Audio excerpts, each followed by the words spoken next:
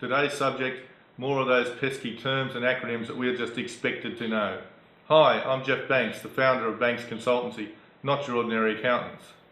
And I'm Robin Banks, the CEO of Banks Consultancy. And these are our tidbits of the day, where today we're going to bring you the naked truth about some of those terms that we're just expected to know.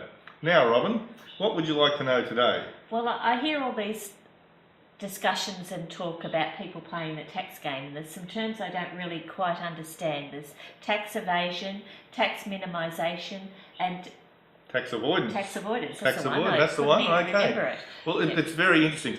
They're very distinct terms, and they all deal with, at times, penalty actions from the tax department. Now, tax minimisation is what we do for clients, and everyone has an inalienable right under the Tax Act to set up their affairs in such a manner to reduce the amount of tax liability that they have. Except there are other sections in the Act, of course, that, like the personal services income legislation, that don't allow people to alienate their personal income.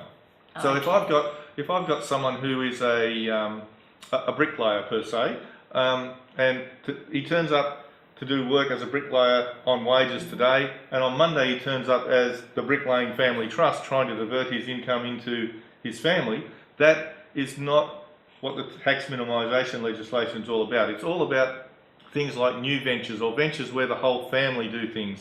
Like, say, a person's buying an investment property, they may very well put it in a trust for protection rules rather than for tax rules, but it is a tax consequence. The tax minimisation legislation within the Tax Act allows us to set up entities to best perform the things that we've got as we're going along. Now, tax avoidance, as the word suggests, is someone creating a transaction particularly to reduce tax. And we talk about Part 4A of the Tax Act, which is the anti-avoidance legislation, where people set up a transaction specifically to deal with the tax rather than the commercial aspects of a transaction. Like, there was a case where a man went to work as a insurance agent one day, came back as a trust on the Monday.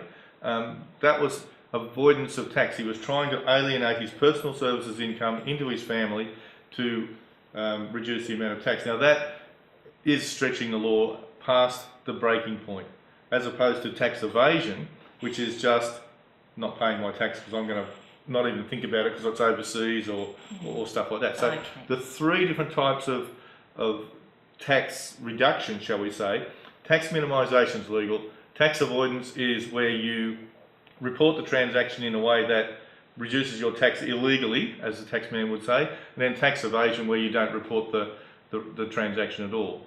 That make it clearer for you? Yep. Okay, fair enough.